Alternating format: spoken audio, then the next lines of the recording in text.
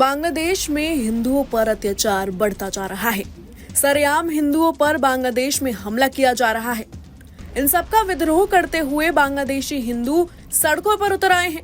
इसी बीच इस्कॉन पुजारियों ने बढ़ती हिंसा को रोकने के लिए हिंदुओं को एक ऐसी सलाह दे डाली है जिससे बवाल मच सकता है। बांग्लादेशी हिंदुओं को इस्कॉन के पुजारियों ने जो सलाह दी है उसे सुनकर आप भी हैरान रह जाएंगे। दरअसल इस्कॉन कोलकाता ने हिंदुओं और पुजारियों से अपनी पहचान छिपाकर रखने को कह दिया है। इस्कॉन कोलकाता के उपाध्यक्ष राधा रमन दास ने लोगों को सलाह दी है कि हिंदू घर में और मंदिर में ही पूजा पाठ करें और बाहर निकलने पर अपनी पहचान छिपा लें। उन्होंने कहा कि बाहर भगवा ना पहने, तुलसी की माला छिपा ले, सिर ढक ले और तिलक पोंछ डाले। इससे कट्टरपंथियों के हमले से बचा जा सकता है। बता दें कि बांग्लादेश में चिन्मय दास प्रभु समेत कई पुजारियों को गिरफ्तार कर लिया गया है। इसके अलावा लगातार हिंदुओं पर हमले हो रहे हैं।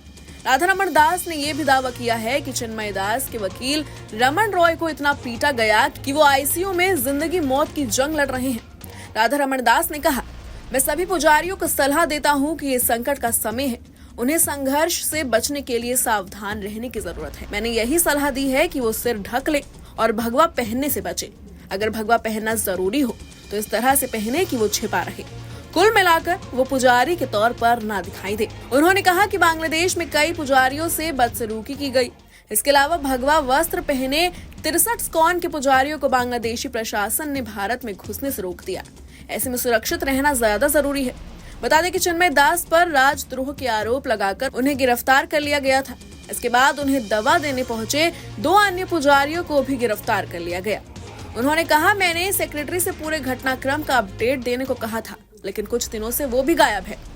विश्व हिंदू परिषद ने बांग्लादेश में हिंदुओं पर कथित हमलों के खिलाफ सोमवार को प्रदर्शन किया और अत्याचारों को रोकने के लिए और संयुक्त राष्ट्र से हस्ताक्षर करने की मांग की। जंतर मंतर पर प्रदर्शन में हिस्सा लेने वाले लोगों ने बांग्लादेश में हिंदुओं की सुरक्षा की मांग करते हुए नारेबाजी की। व्हिप ने कहा कि यदि बांग्लादेश में हिंदुओं पर अत्याचार नहीं रुका तो देश 2 हिस्सों में बढ़ सकता है। व्हिप की दिल्ली इकाई के प्रमुख कपिल खन्ना ने कहा कि बांग्लादेश की स्थिति चिंताजनक है।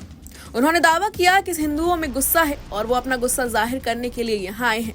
उन्होंने कहा, बांग्लादेश में हिंदुओं पर अत्याचार हो रहा है और लाखों हिंदू विस्थापित हो गए हैं। हमारी बहनों और बेटियों पर अत्याचार हो रहा है।